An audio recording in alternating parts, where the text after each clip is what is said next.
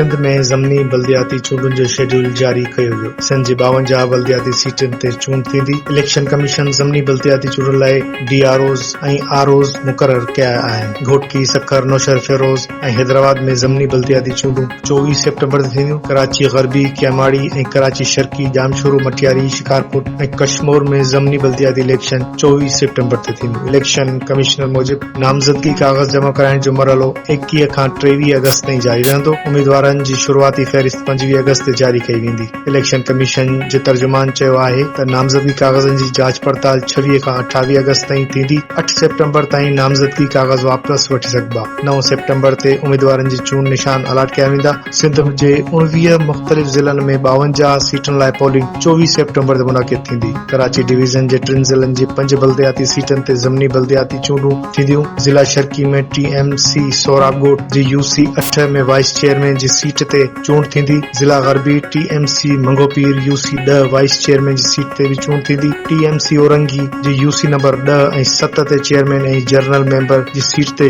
ज़मनी चूंड थींदी। ज़िला कैमाड़ी टाउन म्यूनिसिपल कॉर्पोरेशन बल्दिया जी UC 8 में वाइस चेयरमैन जी सीट ते चूंड थींदी। ज़िला शर्की, ग़रबी ऐं कैमाड़ी जे डिप्टी कमिश्नर DROs जा फ़र्ज़ अंजाम ॾींदा। इलेक्शन कमीशन मूजिब वफ़ाक़ सूबा इंतज़ामिया ते तरक़ियाती मंसूबनि जे ऐलान ऐं सरकारी वसीलनि ते पाबंदी हूंदी।